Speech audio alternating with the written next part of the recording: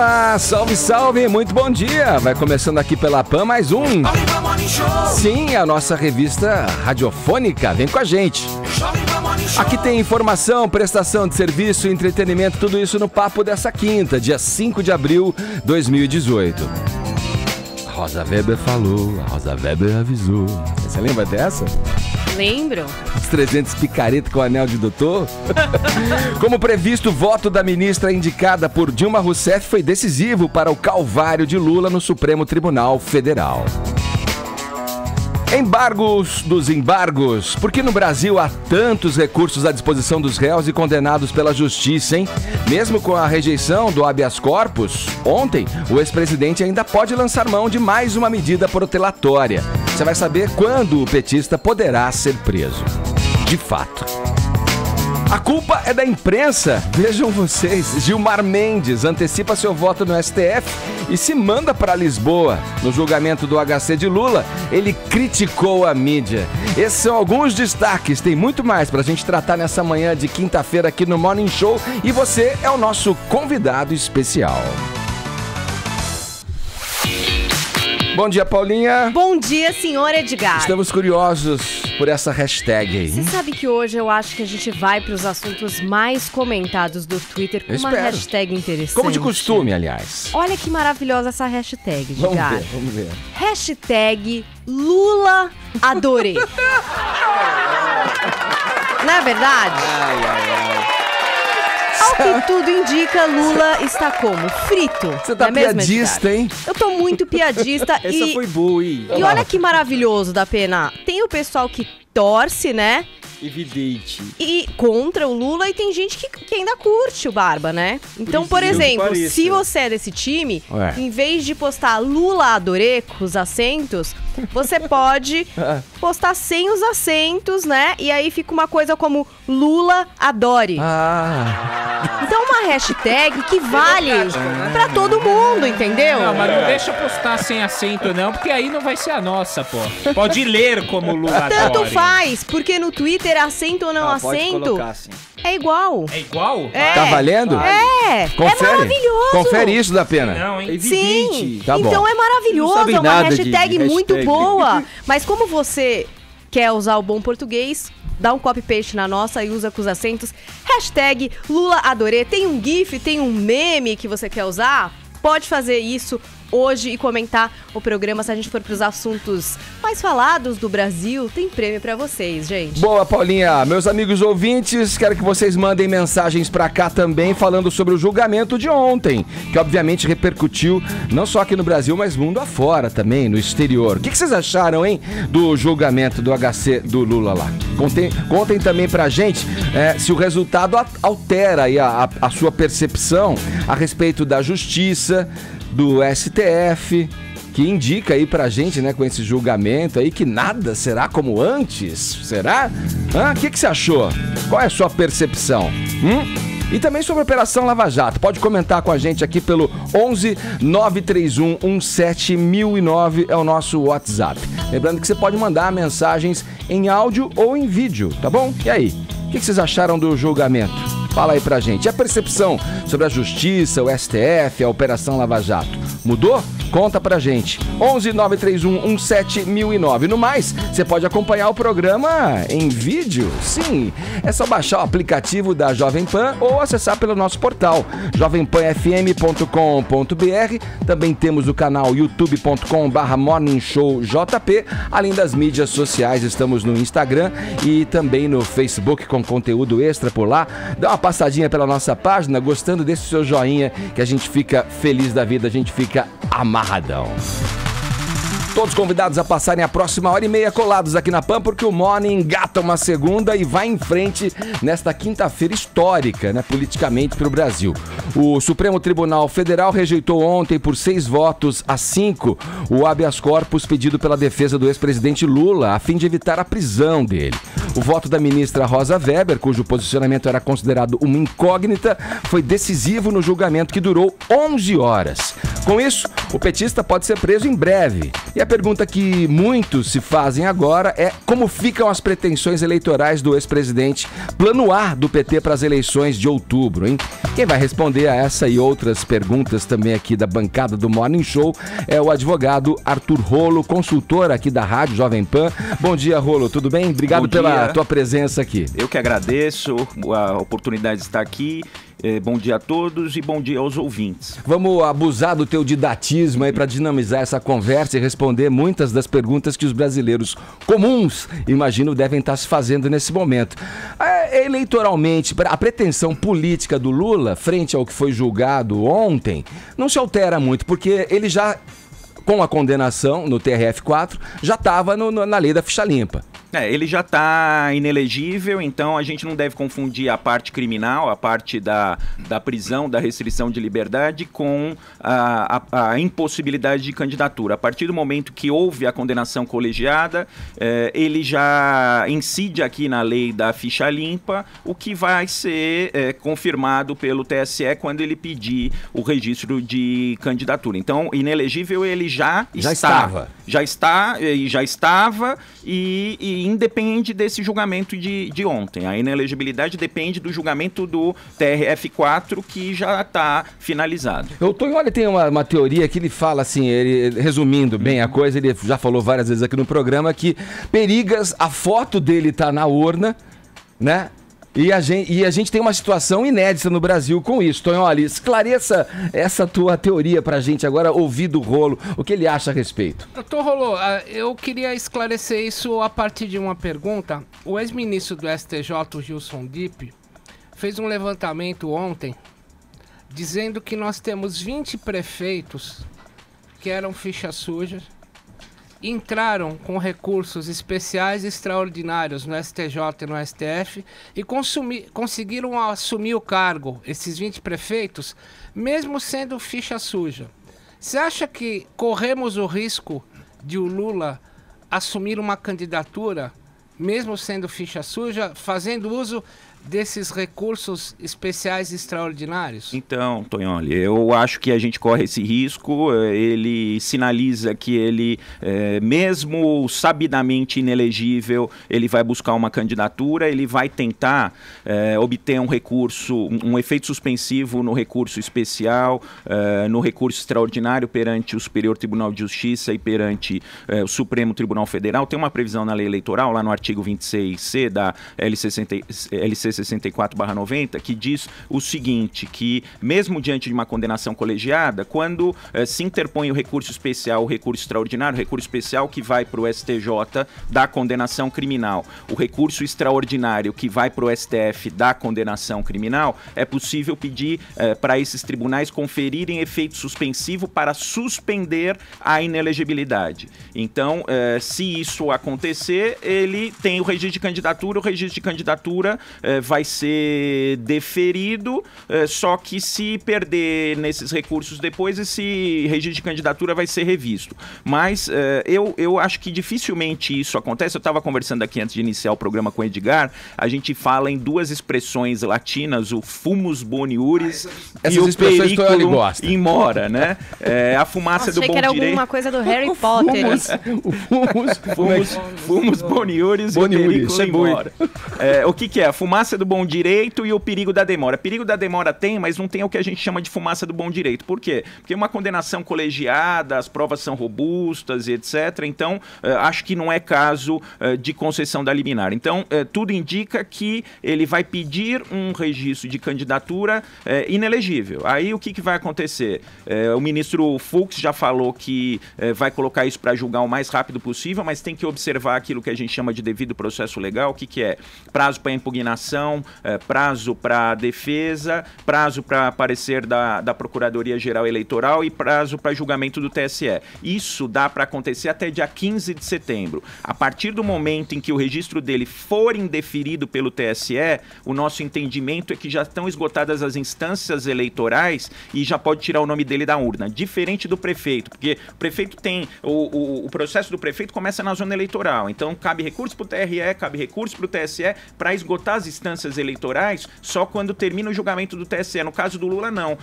O registro de candidatura dele já começa no TSE, então com o julgamento do TSE já esgota as instâncias eleitorais. A partir desse momento já pode tirar o nome dele da urna a rigor. É isso que a gente vem entendendo. Eu vou aproveitar aqui a presença do Dr. Rolo com a gente, acionar nossos olhos e ouvidos na capital federal, Zé Maria Trindade, que aliás acompanhou aí de perto a exaustiva sessão de ontem e certamente deve estar cansado de ouvir tanto juridiquês, os termos em latim que o Dr. Rolo trouxe pra gente aqui. Zé, vamos lá, quantos % do voto da Rosa Weber você entendeu? Conta pra gente. Bom dia. Eu entendi quando ela disse muito obrigado, senhora presidente. Olha, Edgar, eu sou acostumado a esses votos aqui longos, né? E aprendi também que a gente não pode inicialmente ir cantando o voto do ministro, porque existem técnicas. Na verdade, já houve um debate muito forte. Vamos tentar. Ô Zé, espera só um pouquinho, Zé, que tá ruim o áudio. A gente vai tentar a conexão novamente para ouvir o Zé Maria. Fala, Vini. Queria fazer uma pergunta pro Dr. Rolo também, porque ele falou aí do processo aí de eleição, né, dos recursos que a defesa do Lula pode tentar aí em caso de eleição. E em caso da prisão agora, depois dessa decisão do STF, tem alguma coisa ainda que a defesa do Lula pode fazer para reverter essa decisão, para tentar fazer com que ele não seja preso ainda pela justiça? E a ordem sairia de quem? Quem é que vai dar a ordem? Então, Vini, o que acontece? A partir do momento em que houve julgamento dos embargos de declaração, a rigor já pode ter o cumprimento da decisão pelo TRF4, já pode determinar o cumprimento. Tem gente que está falando dos segundos embargos. Segundos embargos, para nenhum advogado funciona. Talvez funcione nesse caso específico, mas quando a gente entra com segundos embargos, esses embargos não são conhecidos e ou a gente entra com o recurso especial e recurso extraordinário ao mesmo tempo, ou acontece o decurso do prazo para recurso, acontece aquilo que a gente chama de trânsito em julgado. O que é o trânsito em julgado? Perde o prazo do recurso. Então, segundo os embargos, é um negócio os embargos dos embargos. Embargos, né? Dos embargos não existe, não tem aceitação na prática, eles são considerados o que a gente chama de procrastinatórios, né, para ganhar tempo, para embarrigar. Então, esses embargos aí, com certeza, não tem o condão de mudar a decisão e, muito provavelmente, se interpostos, vão ser rejeitados. Então, Vini, o que ele tem de opção aí? Entrar com recurso especial para o Superior Tribunal de Justiça, entrar com recurso extraordinário para o Supremo Tribunal Federal. Esses recursos, em tese, podem mudar a decisão, só que também, quando a gente fala em STJ, em STF, em tribunais superiores, a gente fala que não pode haver a revisão dos fatos. Então, aqueles fatos que estão colocados no acórdão, se tem testemunha que falou que viu o Lula dentro do apartamento e etc., esses fatos eles não podem ser revistos. Então, o que pode mudar é o enquadramento jurídico, é alguma coisa difícil de acontecer. A gente viu ontem nos votos, falando das estatísticas dos julgamentos, dizendo que poucos são alterados tanto no STJ quanto no STF. Fala, Ou seja, a gente tem visto a imprensa justamente mencionar esses embargos dos embargos. Porém, na condenação do juiz Sérgio Moro no ano passado, na primeira instância, ele mencionou que ainda não ia pedir a prisão porque a prisão de um ex-presidente causava certos traumas. A partir dessa negativa do habeas corpus pelo STF, também do STJ, a partir de agora tá valendo. Qualquer dia pode ser dado uma canetada para que o Lula possa ser preso. Não falta mais nada. Agora, o que acontece? Já teve a decisão dos primeiros embargos, a rigor já pode aí, parafraseando a hashtag de vocês aqui, aí pode partir para cima, né? Pode partir para cima já, porque, por exemplo, essa questão dos segundos embargos, vamos fazer uma analogia com os casos eleitorais. Por exemplo, Tonholi cassou o mandato do prefeito, publicou o acórdão do julgamento dos embargos, já manda a decisão para o juiz eleitoral para cumprir. Então, o que o TRF tem que fazer? Tem que mandar o acórdão do julgamento dos embargos de declaração para cumprir. Não tem que esperar segundos embargos, até porque, às vezes, tem terceiros terceiros embargos, mas a jurisprudência não admite nem segundos embargos e nem terceiros embargos. E o recurso especial e o recurso extraordinário não tem o que a gente chama de efeito suspensivo, não suspendem o cumprimento do acórdão do TRF4. Será que o Lula vai pensar numa fuga? Porque devolveram o passaporte dele, né? Vai pensar no negócio de embaixada, alguma coisa do tipo? Embaixada é fácil, né? Mas eu acredito que não. Ele tá querendo se martirizar, né? Ele vai ser preso e vai se martirizar político, e etc. Eu acho que ele vai caminhar por esse lado. Daqui a pouco a gente vai falar com o Zé, então tentando reconectar aí o Zé Maria Trindade. Tava no orelhão, Zé Maria. Fala, Tonholi. Não, doutor, eu me pergunto, o voto do ministro Barroso, ele falou longamente, eu até pensei que ele ia votar a favor do Lula, né? Ele falou longamente sobre a justiça que favorece os ricos e deixa os pobres, como disse bem na frase dele, o que é preso com uma pedra de crack ou um cigarro de maconha, fica o resto da vida na cadeia. A pergunta é simples, doutor. Um advogado que não seja um advogado famoso, ou seja um advogado de poucos recursos e que vá defender um depauperado, por que o depauperado não consegue chegar onde o Lula chegou, doutor? No mecanismo do direito, por que isso não acontece? Porque os processos são examinados conforme o caso, e esse caso é um caso de repercussão, tem excelentes advogados. Eu estava lá acompanhando o julgamento, falei, não, agora vai terminar. Aí o doutor Batóquio ia lá e pedia a palavra, formulava uma questão de ordem. Então, primeiro, advogados desta qualidade são poucos, né? Advogados dessa qualidade são poucos. E, infelizmente, por exemplo, eu estava ouvindo ontem falar de prisão por decisão final em segunda instância. Eu estava lembrando, na semana anterior teve lá a prisão, uma prisão cautelar para prestar depoimento. Isso agride muito mais a Constituição Federal, agride muito mais o devido processo legal do que a prisão em segunda instância. Então, Tonholi, o que acontece? Infelizmente, quando o advogado tem uma qualidade não tão boa e o caso não é um caso de tanta repercussão, o julgamento é diferente. Então, aquilo que o ministro Barroso falou de que tem gente presa que já devia ter sido solta e que o processo está lá perdido, o sujeito está esquecido dentro da cadeia e ninguém pede para ele ser solto. A metáfora da deusa Artemis que está na porta do STF com a venda nos olhos e as duas balanças é uma metáfora mesmo. Aquilo lá não acontece na realidade. Não acontece. Isso tanto na esfera civil quanto na esfera criminal, faz diferença a qualidade, a combatividade do advogado, a diligência no acompanhamento do processo. Isso faz diferença e tem processo. Por exemplo, se você, Tonholi, for aqui no Tribunal de Justiça de São Paulo, você vai ver que nas sessões criminais julgam 250 processos por sessão. Ontem eles ficaram 11 horas julgando um processo. Isso não acontece em 99,99% dos casos. É só ir aqui no Tribunal de Justiça de São Paulo, numa Câmara Criminal, ver que eles julgam 250, 300 processos de uma vez só. Ok. Estamos na linha com o Zé Maria Trindade agora. Zé, você estava tentando explicar o quanto você havia entendido do discurso, né, do voto da Rosa Weber, quantos por cento você tinha entendido do voto dela, mas a gente não entendeu porque a ligação estava ruim. Bom dia, agora vamos, Zé. Trindade? Tá difícil. Alô? Trindade, me ouve? Oi, Edgar, eu estive com ele lá em Brasília, conheci as nababescas instalações lá. Sim, da Jovem Pan. Vamos lá.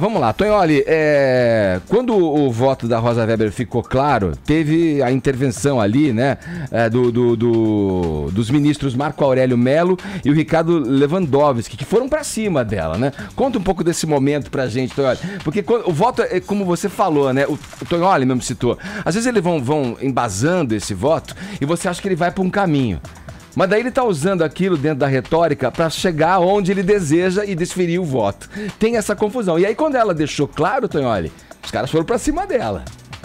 Eu acho pelo seguinte, ela não estava deixando claro porque ela já tinha condenado, mandado para cadeia condenados em segunda instância no número de 58 pessoas. Ela estava embaçando. Quando ela começou a falar na semana passada que ela estava propensa a votar pelo Estatuto da Colegiabilidade, ou seja, pelo Estatuto da Maioria do plenário, e a gente estava com uma votação que sabia ser apertada, metade por metade. O que é ser colegial, né? Votar pela colegiabilidade quando você tem metade a favor e metade contra. Então era uma grande incógnita, tanto que os jornais que fecharam ontem à noite, antes do término do julgamento, porque tinham que ser entregues por aviões às cidades de todo o Brasil, trazem que as manchetes são que Rosa Weber realmente decidiu sair do muro. Agora eu pergunto para o Dr. Rolo sobre a frase que o ministro Marco Aurélio Mello falou no fim do julgamento: venceu a estratégia, né? Que estratégia é essa, doutor Rolo? Então, o que acontece, Tonho, olha, é que tem duas ações declaratórias de constitucionalidade sobre esse tema da prisão em segunda instância para julgar lá. O ministro Marco Aurélio já liberou em dezembro de 2017, liberou essas duas ações para julgamento. Você tem duas ações, dois tipos de ação, vamos dizer assim. Uma ação que vale para todo mundo, que é essa ação declaratória de constitucionalidade, tem a ação específica do Lula, que é o habeas corpus. O habeas corpus só vale para o Lula. A ação declaratória de constitucionalidade vale para todas as pessoas a partir do momento em que ela for decidida. Tem o que a gente chama de efeito difuso, né?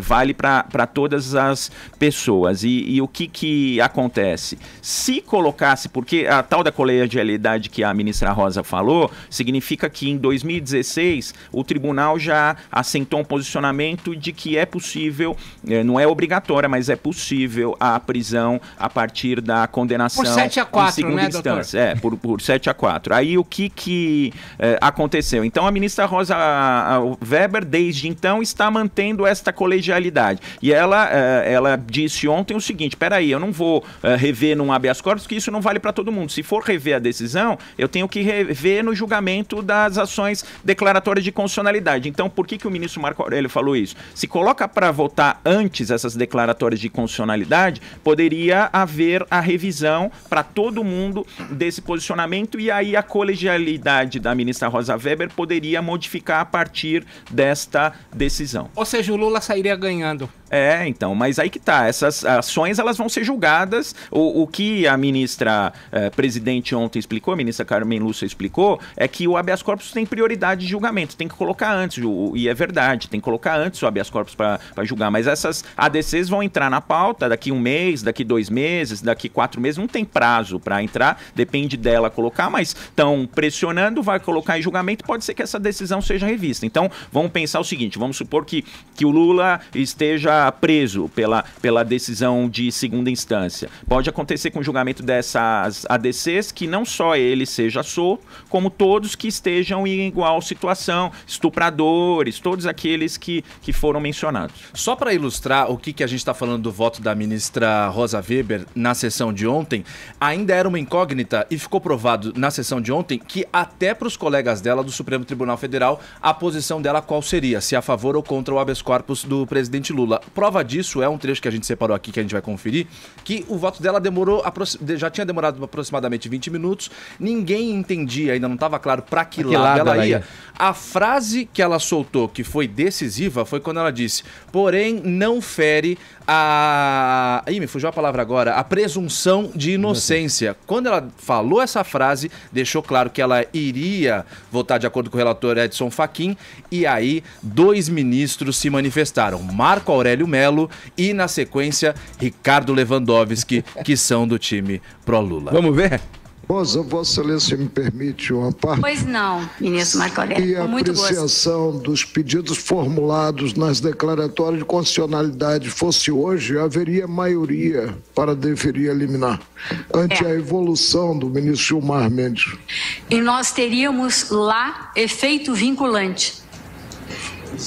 Exato. Exato.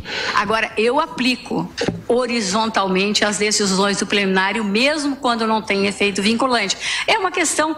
Mas, não sei se me permite, então a Corte não pode evoluir jamais, porque fica vinculado a um precedente que foi tomado por uma maioria muito restrita, e quando a matéria é retomada para decisão em plenário, fica adstrita a uma decisão, a meu ver, tomada provisoriamente e ainda pendente de uma discussão mais ampla nas ADCs. Que se este habeas fosse julgado no órgão fracionado, como seria normalmente, a ordem seria concedida. Ministro, a perplexidade é grande. A ministra Rosa Weber justificou muito bem, exatamente dentro da opinião dela. Então, pois é, se Vossa Excelência me permite, Usas até por interrompê-la. A troca de ideias é cabível. Então, muito prazer. Tem um tom professoral, muitas vezes, né? Ela falou, com muito prazer. Eu demorei muito no meu voto, então é normal que a cabeça se confunda, como quem diz, o senhor tá confuso, fica quietinho aí, deixa eu votar na minha. Ó, antes de passar pro outro ministro que a gente quer falar, que o Caio também preparou uma coisa pra gente, não é do Supremo Tribunal Federal, dos ministros do Supremo, mudar voto na hora pelo argumento do colega. Isso não é uma coisa comum, ou acontece, Rô? Não, acontece, não é só no Supremo Tribunal. De um ministro ouvir um discurso de outro e mudar o seu voto. A finalidade do julgamento colegiado é justamente essa, que as teses sejam colocadas e às vezes um que está pensando numa determinada posição muda de voto, só que também tem que ter um limite respeitoso desse convencimento. Entendi. Bom, na sessão de ontem, que rejeitou o habeas corpus do pedido por Lula, o ministro Gilmar Mendes fez duras críticas à imprensa e disse que o Supremo não pode se orientar pelo clamor popular. Caio, o ministro já tá de volta a Lisboa? Pegou um jatinho? Mas que dúvida, né? Foi de carreira? Olha a foto aí, ô Brunão, solta pra gente. Essa foto que a gente tá vendo agora é do Facebook da economista Renata Barreto. Ela é uma economista que tem até uma notoriedade no ramo e tal. Ela tá participando hoje, ou vai participar, não sei ao certo, fala aí, Edgar. Eu tô reparando que essa poltrona não é de classe econômica não, né? Ah, você acha que o Gilmarzão vai encolher a perna ali? Vai correr o risco do passageiro da frente deitar e ele ter que se encolher? Tinha Wi-Fi no voo, cara? Ele ficou sabendo na hora a decisão, será? Pois é, né? Ah, provavelmente. Não, ele já tinha chegado, já tinha chego, né? Porque... não, desculpa. É da Rosa Weber, eu tô falando, tinha, porque né? ele saiu à tarde, a decisão foi por volta da 1 da manhã. Enfim, Renata Barreto, ela é uma economista que vai participar hoje também em Lisboa de um evento. Uma colega de profissão dela estava indo ontem para Lisboa também, e nesse voo, na classe, claro, executiva, viu o Gilmarzão. Essa foto que a gente está vendo, você que está conosco pelo YouTube, é do Gilmar Mendes acomodando as coisas dele numa bela de uma poltrona que com certeza tem mais conforto do que a minha própria cama. E isso foi depois da votação. Ele estava em Lisboa, pegou um voo, chegou atrasado um pouquinho na sessão do Supremo Tribunal Federal, pela ordem de idade, de participação no Supremo Tribunal Federal. Ele seria o 8º ministro a votar. Ele pediu já em Lisboa mesmo para presidente do Supremo: Carmen Lúcia, eu vou ter que votar antes porque eu tenho que voltar rapidinho para Lisboa. Ela falou: bom, meu filho, não tem outro jeito, então já está dado desse jeito, pode votar. Ele foi o segundo a votar, votou depois do relator, e aí depois que ele votou, ele não esperou para ver mais nada, aí entrou no avião e aí foi tirada essa foto. Durante o voto dele, ele colocou a culpa na imprensa, como você anunciou no começo desse programa, em vários caos que estão acontecendo no Brasil nesse momento. Ele colocou a culpa na imprensa citando alguns exemplos, dizendo que a imprensa é opressora, tá incitando ódio e daí por diante. Lembra daquelas duas senhoras que trombaram com ele também em Lisboa, há 2 meses atrás? Quando elas falaram palavras de ódio contra ele, tal, filmaram com o celular, ele virou e falou: pô, aquela época o jornal O Globo colocou como manchete: olha, as senhoras hostilizaram Gilmar Mendes, o que você faria? Depois ele citou outra matéria de domingo, desse último domingo da Folha de São Paulo, mencionando as folgas em excesso. 88 dias. Exatamente, além dos sábados e aí ele falou que ele não concorda com férias de 2 meses, né? Pois mas aí o que com acontece? Os penduricalhos também não. O que acontece? Tá em Lisboa em semana normal, Ele não concorda, mas tá indo, já foi, já tá lá. E pelo Instituto IDP lá, que é o Instituto particular dele. Sim. Olha, fala aí. Não, pode concluir, Caio. Citou o Jornal Nacional também, né, Citou o Jornal Nacional. O William Bonner, inclusive, ontem falou, olha, peraí, não foi a nossa intenção aqui achincalhar ninguém. O termo foi mídia opressiva. Mídia opressiva, é isso aí. Olha, fechou, Caio? Eu tenho um vídeo pra chamar pra gente vai lá, que o nosso tempo tá apertado. Eu queria uma última pergunta pro Dr. Roller. Vamos ouvir a parte que ele põe a culpa na imprensa e fala, olha, se for pra ser assim, é melhor a gente deixar de existir. Vamos ver. Se nós tivermos que decidir causas como essa, porque a mídia quer este ou aquele resultado, é melhor nós nos demitirmos e irmos para casa. E veja que eu não sei o que é apreender o sentimento social. Não sei. É o sentimento da mídia, é o sentimento... Já à época, Pinheiro Machado falava que não havia opinião pública, senão opinião publicada. Eu não sei. É até bom saber. Mas se um tribunal for se curvar a isso, presidente, é melhor que ele desapareça. É melhor que ele deixe de existir. É melhor que ele deixe de existir, como quem fala, eu vou chamar minha mãe. Ele ficou bravo, ficou bravinho, colocou a culpa na imprensa como se fosse culpa da imprensa tudo isso que acontece e não as brigas que ele tem com o Luiz Roberto Barroso, as divergências que ele tem na própria opinião, a incoerência das votações o voto dele em 2016 e o voto dele agora, e agora voltou atrás e ontem durante o voto dele ele falou, não tem nada a ver com o Lula, só que de 2016 até agora ninguém tocava nesse assunto, nunca mais se falou sobre esse entendimento. Agora por causa do Lula voltou a tocar no assunto que vem me dizer que não tem nada a ver com o Lula. Peraí, então ele acredita no Papai Noel também, vai, Edgar? Infelizmente o nosso tempo tá aqui curto, mas eu queria deixar uma última pergunta pro Dr. Rolo, que se essa sessão de ontem que votou o habeas corpus e a sessão anterior também que votou pela prisão em segundo grau, em segunda instância, são coisas que podem trazer uma esperança no cidadão brasileiro e de que as coisas daqui pra frente vão ser diferentes e que os poderosos realmente, quem cometer crime independentemente de classe social, vai pro xadrez. Eu acho que para responder essa pergunta a gente precisa aguardar o julgamento das ADCs, porque se a gente tiver a revisão do entendimento do STF, aí vai voltar aquela questão de impunidade, prescrição e etc. Então eu vou pedir para responder a sua pergunta depois do julgamento das ADCs. Ô, doutor, não dá pra falar sobretudo se esse julgamento for daqui a pouco, né? Com essa mesma formação do tribunal, semana que vem, pode ser que a Rosa Weber voto que, por outro lado, como o ministro Marco Aurélio colocou, e esse entendimento da prisão em segunda instância seja revisto, e aí acontece embargos, desembargos, e aí muitos casos caem na prescrição e acontece a impunidade. Sem falar que o que foi dito ontem, de que a maioria dos casos não é apurada, mais de 90% dos casos, por exemplo, ver o caso da Marielle, aí que até hoje não se tem notícia de nada, então tem muito caso que fica sem solução. Por isso que a vontade soberana do povo deve continuar roncando nas ruas e nas urnas também. Nas urnas também. Doutor Arthur Rolo, muito obrigado aqui pela sua presença aqui no Morning Show. Doutor Rolo, o senhor está de partida para Lisboa ou tá tudo bem encerrar agora? Vou continuar trabalhando. Beleza. Obrigado, doutor Arthur Rolo, com a gente aqui falando a respeito dessa movimentada sessão no STF. Agora 10h34, horário de Brasília. Vamos juntos fazer a diferença.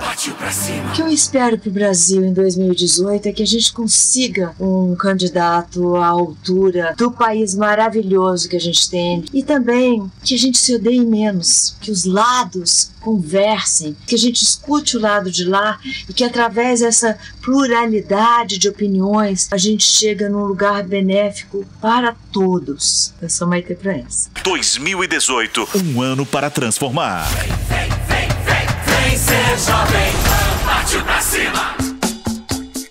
É agora, galera. Eita! Que beleza. Chegou aí, meu. Que beleza. Finalmente. Olha, a nossa convidada de hoje, meus amigos, é gente da gente. Ela gosta de trocadilhos e brincadeiras divertidas com as palavras. E ela sempre procura um ângulo diferente para contar histórias. Ela conhece música como um bom DJ. Às vésperas de estrear em mais uma temporada. Né? Ai, Jesus. Tá demais. Vai. Tá demais. Tá demais. Tá demais. Às vésperas de estrear mais uma temporada do seu programa programa no Multishow, Lugar em Comum, e com um canal novo no YouTube, a apresentadora Didi Wagner é a nossa convidada desta manhã, aprazível do rádio brasileiro. Vai mandar um bom dia. Bom dia.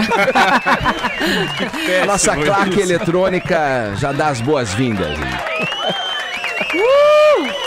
Grande plateia temos aqui. Bom, Didi, seja bem-vinda. Muito bom te receber aqui no Morning Show. Pensei até em te perguntar se você não se cansa dessas brincadeiras com essa história de Didi.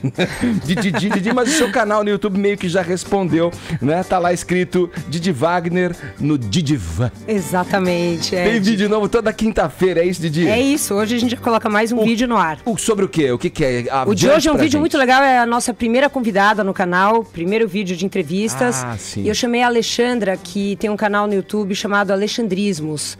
E ela é uma mulher muito bacana. Ela fala sobre autoaceitação, empoderamento. Conhece, Paulinha? Paulinha é rata do... Não, é tanto canal hoje no YouTube que é difícil até de conhecer todo mundo. Tudo, né? Difícil mesmo. Mas ela é uma mulher que tem um posicionamento bem interessante e a entrevista ficou muito, assim, bacana porque ela me ensinou muita coisa. Ela fala sobre gordofobia. Ela é uma mulher que se auto-intitula gorda e diz que essa palavra não tem que ter um significado negativo, é só uma condição. E ela defende muito essa coisa do feminismo e tal, é bem bacana. Ô Didi, você resolveu... Até que você demorou um pouco pra montar um canal no YouTube, né? Você resolveu entrar nesse mundo porque você acha que quem tá fora do YouTube tá por fora? É meio isso, Ed. Eu fui analisando o cenário e tal e cheguei à conclusão de que não tinha como não estar no YouTube. É tipo um caminho sem volta. Mas aí eu imagino que você tenha pensado, bom, mas o que eu vou fazer no YouTube, né? Porque cada um encontra ali o seu estilo, um assunto para falar. No Multishow você fala sobre essas dicas de viagem do mundo inteiro, cultura. O que é que você pensou do seu canal no YouTube? Olha, Paulinha, foi realmente um processo. A gente ficou um tempinho fazendo um brainstorming. Eu falo a gente porque eu tenho uma equipe que colabora comigo aí no canal. Eu não sou uma pessoa que faz tudo sozinha no canal. Não, só nós que fazemos na raça o negócio. Não, eu não sou chique. Eu acho que eu sou menos competente. Isso sim, é de... pra me meter a fazer tudo sozinha, montar luz, câmera, som. Não, eu pedi ajuda também dos universitários. Exato, de quem entende de cada setorzinho aí de se fazer um vídeo. Ô Didi, já que você tá viajando o mundo todo, eu vou te fazer uma pergunta filosófica. O que é ser brasileiro? Olha. Meu Deus, calma, pera. Ui. Nesse momento Tem uma trilha sonora? Tem outra. Qual é a nossa função aqui na Terra? Uma trilha é especial. isso, qual o sentido da vida? Agora vai. Uma trilha especial. Ser brasileiro é... Então, daqui a uns 4 meses eu respondo, né? Preciso desse tempo todo para elaborar a resposta. Muito boa essa pergunta, viu, Abujanra? Bacana. Mas você vai fugir da resposta agora? Não, ser brasileiro é perseverar. Ó! Muito bom. Achei boa a resposta. Não, porque você conhece, eu entendo a pergunta do Tonholi. Você conheceu várias culturas, né? Trabalhando, né? Sim. Mesmo que a gente saiba que essa rotina é intensa, você chega lá, às vezes a pessoa que vê no ar pensa, ficou lá um mês e tal, é muito corrido às vezes, mas você sempre sai com uma impressão daquela cultura diferente. A partir daí dá pra se reconhecer melhor, não é? Sim, imagino eu. Sim. Eu acho que viagem é um ótimo caminho para o autoconhecimento. Mas é difícil também, né, porque a gente entra em contato com diferentes culturas e tal, e tem, né, esse DNA brasileiro que se manifesta de maneiras específicas em determinadas situações. Eu não consigo, assim, definir o que é ser brasileiro. Para mim, ser brasileira é realmente tentar ainda acreditar que esse país pode seguir um caminho positivo de construção e de um desenvolvimento que seja amplo e que, enfim, atinja a todos os níveis da população. Eu tenho fé. Boa. Vou resistir ao trocadilho. Você diria então que viajar... Trocadilho, né? O trocadilho aqui, olha como... Para de devagar. Meu Deus, isso aqui vai acabar. Viajar de carro aumenta ainda mais o autoconhecimento. Ô Didi, falando em viajar de carro, eu já vi no Lugar em Comum, no seu programa lá no Multishow, várias vezes você dirigindo umas puta máquina que Mas não é? Nossa, eu não vou falar que eu fico com invejinha branca, não, porque eu fico com aquela inveja ruim. É aquela inveja daquela que fala, puta, queria ser eu ali. E você conhecendo vários lugares e tal, eu conheço um monte de gente que viaja, eu sou dos meus irmãos o único que mora aqui no Brasil e tal, e eles falam, não, mas o lugar mais legal que tem é o Brasil e tal.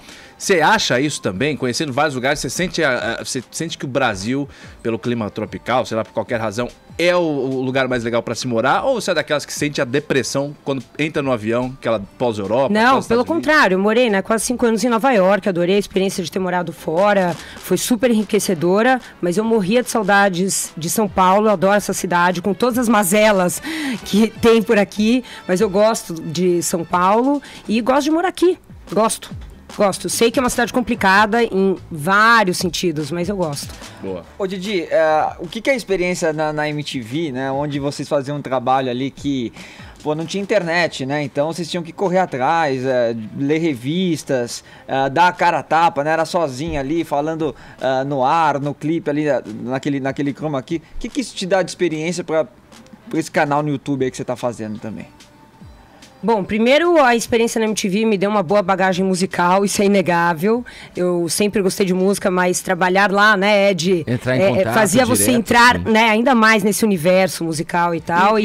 Desculpe, eu te interromper, não, já interrompendo. Você está complementando, não interrompendo. Não, porque a gente, como o Vini falou, essa coisa da internet era muito incipiente, ou não existia, né? Exato. Na minha época, quando eu entrei, ainda não existia. Então a gente tinha que recorrer mesmo às publicações, às revistas, a Rolling Stone, a Uncut, New Music Express, a Mojo, New Music Express. E a própria cara, MTV entrevistada é a Didi, né? cara. Não, e tinha que buscar essas informações. E isso nos fez crescer também. Porque, vai lá e dá uma olhada no que você vai falar, pra conhecer do assunto que você vai tratar. Tinha muito disso. Sim. Tinha também muita pesquisa, é isso mesmo. E além disso, eu acho que deu, assim, uma experiência de lidar com o ao vivo muito grande, porque eu fiquei 6 anos na MTV só fazendo ao vivo. E o YouTube não é ao vivo, é gravado, mas a gente tenta gravar quase como se fosse ao vivo. Tem depois uma ediçãozinha e tal, mas vai meio que ali, né, na raça, no freestyle. Então acho que essa bagagem também veio da minha experiência na MTV. E como é que era na MTV? Na época vocês eram, celebridades master, pelo menos pra molecada, tá? Eu assistia vocês desde criança e tal. Olha, como é que era? Cuidado com essa frase. Os VJs, vocês eram unidos, vocês saíam pra baladinha? Eles não se falavam fora Vocês eram mó brother ou os caras eram meio Eram tudo tretado. Vocês eram tudo brother? Não, eu vou te falar, essa é uma das coisas que eu levo, assim, com mais apreço, assim, da minha experiência na MTV, que são as amizades que eu formei lá, porque a gente formou elos muito fortes, assim, de amizade. Com o Edgar eu meio que finjo, só que eu me dou bem, mas... A gente aqui também. Não, mas tinha isso mesmo, tinha essa coisa aqui, como qualquer lugar, tem uns que você é mais amigo, tá mais frequentemente junto e tal, e outros nem tanto, mas tinha uma amizade geral, assim, dessa trupe, né, Didi? Eu sentia isso que você tá falando também. Eu queria saber o seguinte... A mega liga de DJs paladinos não era historinha não, era verdade aquilo ali. É verdade. Dia 16 agora desse mês, daqui a pouco, você vai estrear a nova temporada do Lugar em Comum, seu programa no Multishow, esse programa que a gente tá falando, isso programa aí. De viagens, e você foi à República Tcheca. Exato, né? Ed. E me diga, e por que nos últimos anos o país e a capital Praga, em especial, viraram uma coqueluche aí do turismo mundial? Olha, o que você mais gostou lá também? Te conto. Eu acho que, bom, primeiro tem a ver com o fato de o país ter ficado muito tempo fechado, né? Viveu sob o regime comunista durante muitos e muitos anos. Já se livrou, né, do regime comunista há algum tempo também, mas continua sendo um destino mais exótico. Então, antes de a pessoa escolher ir para Praga, provavelmente ela escolhe ir para Londres, Paris, sim, Nova York, sei lá, sim, né? Assim, falando de Europa, a Praga é uma capital que não é tão conhecida e tão acessível também, né? Outras capitais europeias têm voo direto saindo aqui de São Paulo, do Rio, enfim, e Praga não. Mas é um país interessantíssimo, pequeno até em área, mas com muita história, tem muita cidade medieval, castelos até dizer chega, é interessante. É um país que teve, né, essa coisa da monarquia e depois não sei o quê, daí o comunismo, daí agora, né, um regime capitalista e o país se abrindo, né, de uns anos para cá. Tem uma cultura muito peculiar, a língua é muito curiosa, é um país interessante de se visitar. E além da cerveja Pilsen, desculpa, só para complementar, que a tcheca é a melhor do mundo. Você perguntar, vai. O que mais que você gostou? O que te chamou a atenção? Que você falou, nossa, que demais isso aqui. Deixa eu fazer junto com essa, porque o Lugar em Comum tem essa característica, claro que tem esse turismo mais genérico que a gente vê nos guias, mas sempre também tem uma peculiaridade, um lado B ali, que é diferente. Eu queria saber qual que é esse lado B que a gente vai conhecer nessa temporada. Paulinha, é muita coisa, né? São 8 episódios inéditos, cada episódio tem, em média, umas 5, 6 pautas, então eu te confesso que até agora, assim, pra eu lembrar das coisas mais inusitadas que eu fiz, fica meio difícil, a memória não colabora, mas uma das coisas que eu achei bem interessantes foi que eu fui em um spa da cerveja, vocês falaram aí, né, de Pilsen. Maravilhoso, Edgar, é o spa que o Edgar vai visitar. Não, na Suíça eu entrei numa tina de leite, não é mesmo? Então, mas não bastando isso, agora na temporada da República Tcheca eu entrei numa tina de cerveja que teoricamente, né, faz muito bem pra pele e tal, e cheia de lúpulo. E sei lá, nem lembro mais o que, cevada, sei lá. É uma que tem uma biqueira do lado, que você pega a cerveja do lado. Exatamente. Você já foi, né? Não, eu nunca fui, mas um amigo meu foi. Ele foi? Ele me mostrou um vídeo interessante. É isso, legal. Você fica na tina e pode continuar tomando cerveja à vontade. Que bizarro, eu saio bêbado de lá. Sensacional. Ô Didi, como é que... Só pegando o gancho que é... Cheirando a cerveja, né, gente? Literalmente. Que a gente ainda tá falando do exterior, como é que a gente tá sendo visto lá fora, hein? Tá com uma imagem legal nesses últimos anos, como é que o brasileiro... Tem uns brasileiros meio besta, né? Que vai lá e causa. Queima o filme da galera. Como é que tá a nossa imagem? Não sei muito responder. Eu acho que, na verdade, no caso, por exemplo, da República Tcheca, toda vez que eu falava que eu era do Brasil, a receptividade era muito grande. Porque eu acho que o Brasil tem também uma coisa assim, né? De ser um país latino-americano, né? Que todo mundo associa com uma coisa, tipo, alegre e tal. Mas essas confusões aí políticas dão uma imagem de um país um pouco instável também, né? Então... A galera repercute isso com você? Vem perguntar? Eles acompanham? Uma ou outra pessoa sim, mas aí eu saio fugindo do assunto. Como é que é feita a viagem? Vocês fazem uma pré-pauta? Alguém já foi nos lugares que você visitou? De onde vêm as dicas? A gente faz uma pesquisa extensa pela internet, né, que é realmente uma ótima ferramenta, mas a gente sempre tem uma produção local. Então, a gente combina esses dois fatores, a pesquisa que a gente faz por conta própria, com inputs de gente que mora lá e que diz, por exemplo, agora está super assim, em voga fazer não sei o quê, ou tem um esporte específico da República Tcheca que chama tal e tal, que é legal vocês também mostrarem. Enfim. Nossa, mas como é que vocês escolhem essas pessoas? Tipo, da República Tcheca? Pois é, né? Então, porque é isso, o amigo conhece o outro, que é amigo daquele. Tem gente que trabalha e tem boas ideias, Caio. Ô Didi, você acha que o nome do programa tá bem contemplado? Eu me lembro quando a gente tava no Multishow, quando o programa entrou no ar e surgiu, eu tava trabalhando no Multishow também, a gente tava trabalhando junto lá. Sim, fomos colegas de emissoras duas vezes. Duas vezes, com muito prazer. Exato. E eu me lembro que o nome Lugar em Comum suscitava, assim, uma preocupação de que, olha, precisamos mostrar coisas fora do roteiro. Você acha que isso está contemplado no programa? Você visita uns lugares roots, assim, que normalmente um turista que vai só ver o Cristo Redentor e o Pão de Açúcar ali, não fazem normalmente? Pois é, essa é a premissa essencial do programa. A gente tenta realmente mostrar, como a Paulinha falou, o lado B dos lugares que a gente visita, mas obviamente que de uns tempos para cá a gente também optou por incluir algumas pautas de lugares mais conhecidos para dar um panorama geral daquele lugar que a gente está visitando, senão fica uma coisa também muito alternativa, entendeu? E você não dá uma ideia, exatamente. Não tem um apelo e você não dá uma ideia para quem está assistindo do que é exatamente aquele lugar. Não dá para você ir para a República Tcheca e não mostrar Praga. Primeiro porque Praga é a capital do país, depois porque é uma cidade linda que tem muitos atributos. E depois porque aquilo ali também compõe um pouco o cenário do país, entendeu? Porque o spa da cerveja, por exemplo, é totalmente incomum, né? Mas não é? Improvável. Só que você tem um amigo que já foi lá. Eu achei que eu tinha sido a primeira, a louca, né? A louca. Quero voltar a explorar um pouquinho com você essa ideia do canal aí, esse termo de divã, né? Você contou já que fez terapia, né? Como que é essa história? Como que entra a vida aí da Didi Wagner no Didivan? Hoje eu vou falar. Bom, esse nome veio de conversas minhas lá com o pessoal quando a gente estava bolando o canal.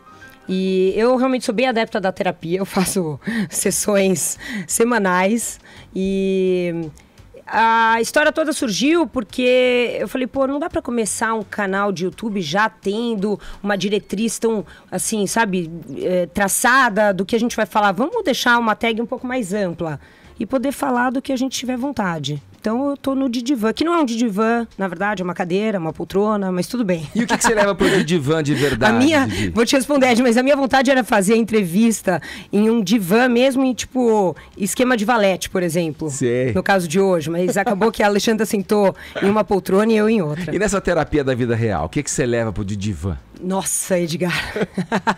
Tem a coisa da exposição, da pessoa pública, isso é um tema que te aflige em algum momento, assim? Sabe quando me aflige? Quando às vezes, como qualquer ser humano normal, eu perco um pouco as estribeiras, né? Tipo? Sei lá, fico nervosa no aeroporto que o voo tá atrasado. Sabe, assim, esse momento em que realmente você se mostra mais humano, né? Vem logo a ideia da estrelinha dando um piti, é isso? Ou isso, ou nossa, ela não é tão simpática quanto ela mostra no programa. Gente, eu acho que eu tenho uma energia boa, procuro ser o mais divertida possível e tal, mas de vez em quando também fico irritada, nervosa, às vezes chata, né? E quando você veio aqui de falar também sobre o Lugar em Comum, a gente perguntou a respeito da organização família e trabalho. E até você contou pra gente que o que parece que você tá lá, maior tempão gravando aquilo, é feito cronometrado para você poder voltar para sua família. Sim. Segue assim o plano? Segue assim, Paula. É corrido, é intenso. Eu adoro gravar o Lugar em Comum. É um privilégio imenso. E o programa tá no ar há 12 anos. Eu acho que é um mérito e tanto. Boa. Mas... Cara, a gente chega lá, é isso, com agenda e, pautas agendadas, assim, agenda e agendadas ficou meio esquisito. Bom, com agenda, pautas marcadas e um cronograma bem justinho para eu poder minimizar o tempo que eu fico fora de casa. Ô Didi, eu sei que você é de tradição judaica, mas bate uma, tipo, culpa católica, essa coisa de deixar as filhas. Mas a mãe judia é uma mãe maravilhosa. Bem severa também, né, Paula? Mas... Como é que é isso? No começo era mais difícil, de agora que elas já estão maiores, fica mais tranquilo pra mim. Boa. Olha aqui, a gente vai seguindo o papo aqui com o Didi Wagner depois, pode ser? Vamos seguir, Arcon? Tá bom esse papo demais, hein? Mas a primeira pergunta vai ser porque eu puxei o ar pra falar, você falou, eu tenho que ir pra um break rapidinho, mas a gente finaliza essa conversa com o Didi daqui a pouquinho no Morning Show. E depois a gente continua. Nossa, meu Deus, vai até o fim do programa isso, é isso. Agora 11 horas. É só pra saber. Já estamos de volta. 11 horas, 1 minuto, horário de Brasília. Estamos de volta com o Morning Show, hoje recebendo aqui a presença ilustre dela, Didi Wagner. É muito bom, né, a gente tá junto aqui te entrevistando agora. É muito estranho também ao mesmo tempo, porque é difícil fazer pergunta pra você. Ai, Ed, engraçado. Então vamos passar a bola pro Caio. A gente tava falando sobre o Divan, do seu canal novo no YouTube e tal. Didivan, tá, Caio? Didivan. Tô brincando. Se liga, vou corrigir ele, que ele erra às vezes. Todo mundo que vem aqui... que tem umas vidas bacanas, eu gosto de saber o lado humano, o lado pessoal. Você estava falando que você faz terapia, porque a gente tem a impressão de que, você deve ter uma vida baita legal, viaja mas ela vai ao banheiro, ela tem fome. Ah lá! Você é amiga da Angélica, personalidade, cara. Gente! Peraí! Vamos ver onde ele vai chegar. Angélica Sky. Você vai chegar, Caio. Caio. Você falou que você faz terapia, eu queria saber, o Edgar já te perguntou o que você leva pra terapia, mas eu acho que isso é muito profundo. Eu ia te perguntar o seguinte... Você já teve depressão ou não? Alguma coisa já te deprimiu? Uma depressão mesmo, você falou que frequenta... Depressão, assim, um diagnóstico clínico, eu nunca tive. Mas eu, por exemplo, experimentei sensações um pouco estranhas depois do nascimento das minhas filhas. De uma coisa meio de acolhimento, introspecção. Aquela do marido se aproximar e você fala, sai daqui, cara. E sei lá, até uma coisa assim, de um amor profundo pelo bebê, mas ao mesmo tempo, o que vai ser da minha vida agora, entendeu? Isso aí, tipo, desses berros ou não? Não, enfim, momentos e momentos, né? Pós-parto, depressão pós-parto. Coisa complicada de explicar. Né? Ô, Didi, vamos lá, dá pra você falar pra gente algo sobre música, por exemplo? Alguma experiência musical da MTV, uma entrevista? Eu queria puxar pra esse lado pra você, aqui pra lembrar um outro momento nosso aqui na televisão. Você lembra de uma entrevista? Qual foi a tua entrevista mais legal, a que você guardou com carinho? Olha, de uma das entrevistas mais incríveis que eu fiz, na verdade, foi agora recentemente, durante a transmissão do Rock in Rio, 2017, quando o Pete Townshend, do The Who, foi no estúdio do Multishow e conversou com a gente. E assim, né? O cara é uma lenda do rock, além de tudo, muito simpático. Um cara que estava ali, assim, tranquilo, aberto, disposto a dar entrevista. Então, foi uma experiência muito, muito incrível. Olha aqui, tem um trecho nosso aqui do circo. Olha lá. A gente estava com o Jumbo Eletro ali e falando a questão do Embromation, falando que estava lançando o Lugar em Comum. Você é uma expert em pontear Nova York. Aí tinha uma tentativa de cantar sem dizer nada, mas embromando, né? O Edgar com o cabelo preto programa, que legal, Ed. Eu lembro dessa gravação. Não, mas essa é a tática, você botar as palavras na melodia. A melodia mesmo, você pode botar, eu troco todas as letras sempre. Aí o Tata Aeroplano falando com o Jumbo Eletro ali, era essa questão em cima da tua ida para Nova York, a questão do Embromation, né, do inglês. Que máximo, isso aí tá na internet, tá no YouTube? Tá, é um trecho do Jumbo Eletro no Circo do Edgar do Multishow, em que você foi convidado e foi demais esse programa. Demais, esse programa era incrível. Adorei. Tinha plateia. Não, e esse com você especificamente. Ed, foi muito legal te receber lá também. Por isso que eu fui feliz de estar com você aqui agora, no Morning Show também. E nesse momento fofo, a gente precisa finalizar o papo agora, dando o serviço aí pra galera que quer te acompanhar e que te segue. Quem não sabe ainda, você tem a estreia agora a partir do dia 16 da nova temporada do Lugar em Comum, no canal Multishow. E o teu canal. É isso, no YouTube, youtube.com/Didi Wagner Oficial, e hoje já tem vídeo inédito indo pro ar. Querida, obrigado, viu? Muito obrigada a todos. Obrigada, gente. Foi o máximo. Didi Wagner com a gente aqui no Morning Show, seguindo em frente, porque, né, o show não pode parar, né, Caio? Jovem Pan Morning Show.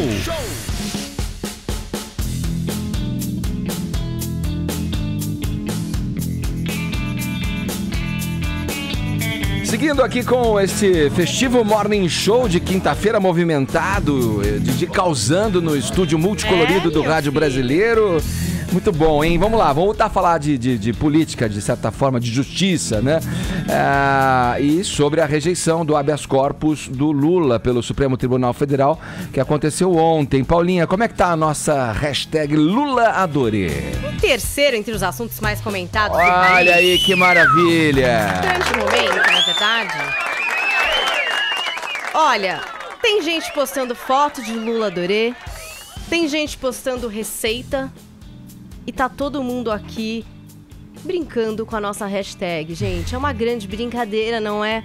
As pessoas não precisam perder as estribeiras aqui no Twitter. Estão perdendo a estribeira? Algumas pessoas, sim. Isso pode acontecer a qualquer momento. Cadê os tweets? Beijo pra esses tweets. Eu me distraí com a Didi aqui. Mas tá tinha enrolando, um aí a tweet gente em especial é o magnetismo que eu até de vou Didi. ler pra vocês, que eu vou tentar ler. Não, mas lê uma que tá chincalhando, a gente gosta. Não, eu achei um muito maravilhoso, que eu não tô conseguindo achar, mas eu vou falar pra vocês qual é o conteúdo, que seria muito engraçado se a Glaze Hoffman colocasse... Ela é boa de Twitter. Muito legal a Jovem Pan fazer essa tag dizendo que adora o Lula. E isso pode acontecer, vocês sabem bem, a história conta que esse tipo de desencontro pode acontecer a qualquer momento. Obrigada a você, ouvinte, que fez esse tweet. Hoje tá valendo o prêmio aqui no Morning Show. Falando em Glaze Hoffman, me vem em mente a figura do ex-presidente Lula. E aí, Caio, como é que foi a reação dele frente ao julgamento, hein? Todo mundo que estava próximo ao ex-presidente Lula disse que ele se manteve tranquilo. É impressionante que o Lula tá sempre tranquilo, né? A casa caiu para ele, estava caindo já há dias, mas fala que ele tá sempre tranquilo e tal. Bom, segundo a BBC Brasil, houve parte da equipe deles que acompanhou aí o dia do Lula ontem, quarta-feira, e aí eles descreveram no portal deles hoje.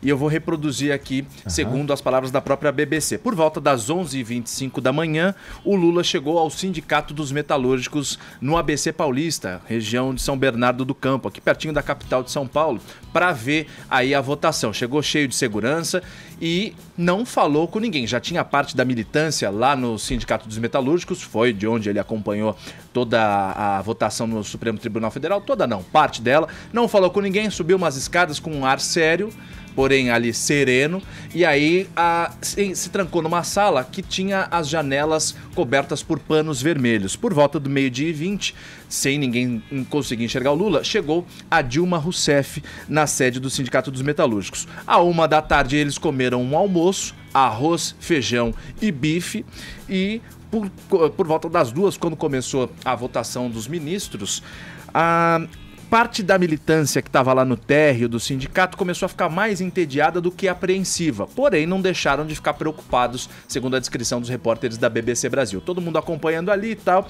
inclusive o ex-presidente Lula. Na fala do Gilmar Mendes, que foi o segundo a votar, isso às 3h57 da tarde de ontem, o Gilmar Mendes, que sempre foi visto como um inimigo do PT, um inimigo do Lula, deixou de ser o anti-herói e passou a ser ovacionado quando deu o voto dele pela militância. Aí ele foi o cara legalzão, né? Ele votou de acordo com o Lula, voltou a ser um cara legal.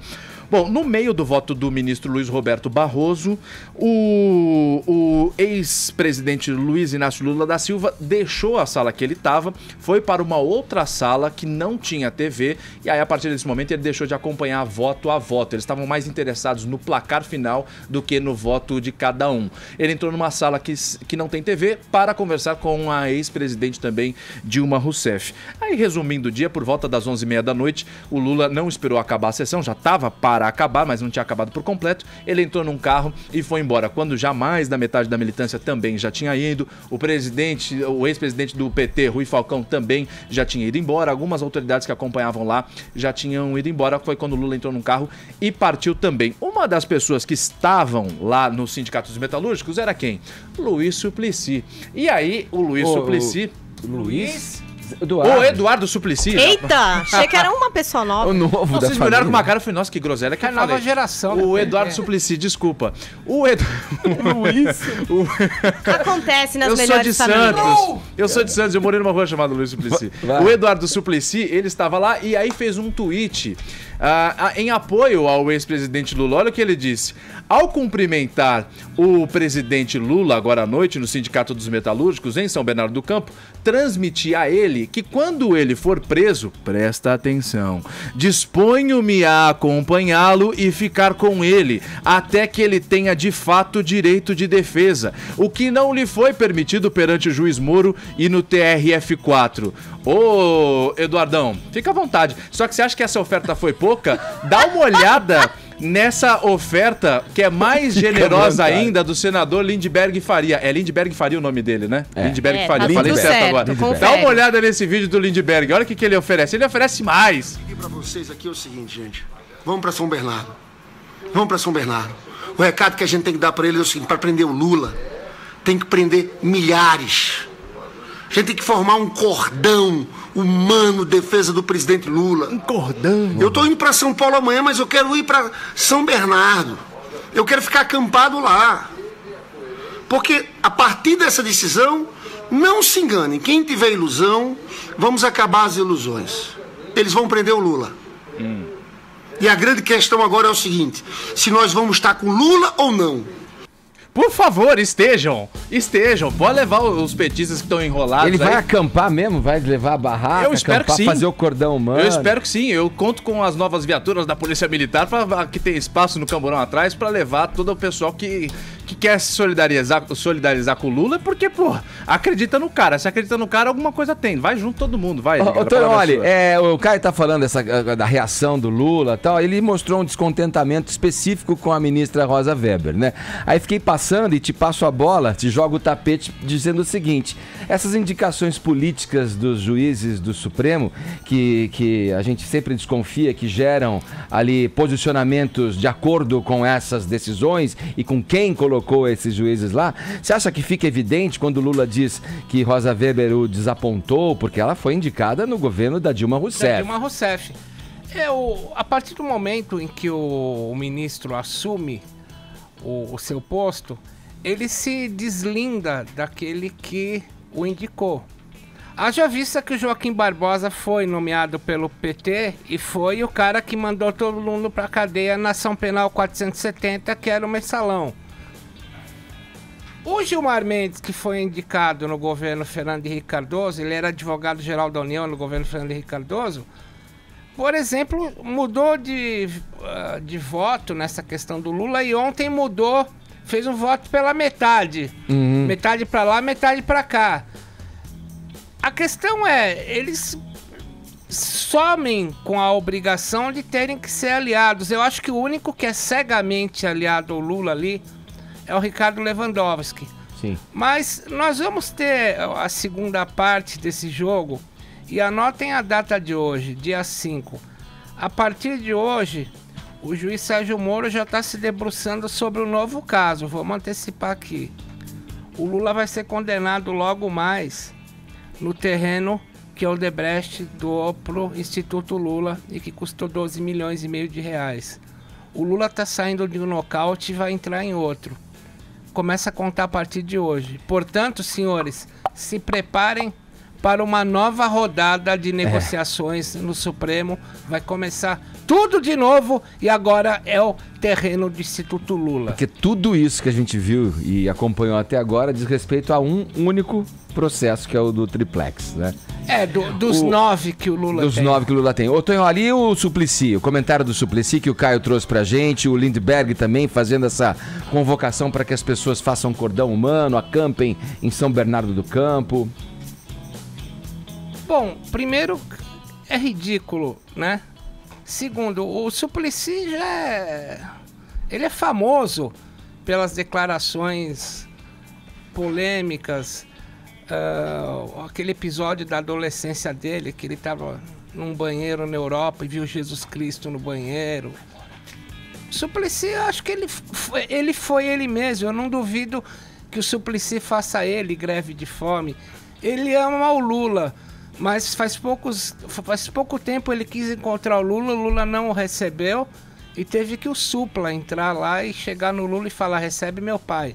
Sim. Eu não duvido que o Suplicy faça greve de fome no lugar do Lula. E o Lindbergh é esperado, né? Já era esperado que ele fizesse ele tá mandando os outros ir pra São Bernardo. Eu quero ver ele ir. Vamos acampar todos. Acampe você, meu filho. Vamos ficar de olho. A gente dividiu esse assunto com a nossa audiência e convocou a participação, a interação pelo WhatsApp, que é o 11-931-7009, com relação a essa votação de ontem. E, né, como eles veem agora, a partir desse momento, a justiça brasileira. É um alento isso que aconteceu ontem. As opiniões agora dos ouvintes que participaram aqui pelo nosso WhatsApp. Meu nome é Wallace, eu sou de Itapevi. Eu só achei incrível que ainda tiveram 5 juízes que tentaram livrar o Lula. Cara, isso é absurdo. Esse homem já demorou para ser preso. Qualquer outra pessoa nesse país já estaria presa. Nunca vi HC estando solto. Bom dia. Morning Show, aqui é a Samara do Tucuruvi, Zona Norte de São Paulo. E sobre essa história toda do Lula, eu espero que realmente a gente coma uma Lula adorê e não que tudo acabe em pizza. Valeu, Morning Show, hashtag partiu pra cima. Bom dia, galera do Morning, aqui é o Sérgio Tuiuti. Bom, o que eu achei é que pra ser justo mesmo, teria que ser 11-0 contra o habeas corpus, né? Então quer dizer que ainda deu tudo certo, mas a justiça ainda não inspira muita confiança na gente não, né? Mas que bom, agora só falta o Moro dar a mãozinha pro Lula e levar ele pra cadeia, que é o que tá precisando. Bom dia, galera, aqui é o Rodrigo de Maringá, Paraná, das terras do querido Sérgio Moro. Eu achei uma maravilha. Agora eu tô sentindo que a justiça é para todos. Foi um alívio isso aí. Valeu, Sérgio Moro, meu conterrâneo aqui de Maringá, Paraná. E galera aí da bancada, eu adoro vocês. Vini, Paulinha, todo mundo aí. Querido. Por isso que você escolheu ganhou, esse. Né? Esse ganhou, Vamos ver no final. Acho que... Olha, hoje é quinta-feira, estamos na reta final do Morning Show, mas ainda dá tempo de falar das estreias no cinema. A Paulinha tem sempre as novidades pra gente. Por que a gente deve sair de casa, se meter na sala escura? Temos muitas estreias hoje, viu, Edgar? Um dos filmes de suspense e terror mais esperados da temporada, porque tá sendo elogiadíssimo pela crítica, Um Lugar Silencioso, que é protagonizado pela Emily Blunt, pelo John Krasinski, que também é diretor. O John Krasinski ficou famoso pela série The Office, né, que é de humor. Mas ele se mostra um mestre na arte de deixar todo mundo grudado na cadeira do cinema. Então tem essa família, né? Marido, mulher, 3 filhos. Um dos filhos tem deficiência auditiva. E aí é o seguinte, é um cenário pós-apocalíptico, a exemplo do que acontece em The Walking Dead, uma série que o Caio gosta bastante. A Maggie, adoro. E ali é o seguinte, Edgar, você não pode fazer barulho, não. Fez um barulhinho, querido.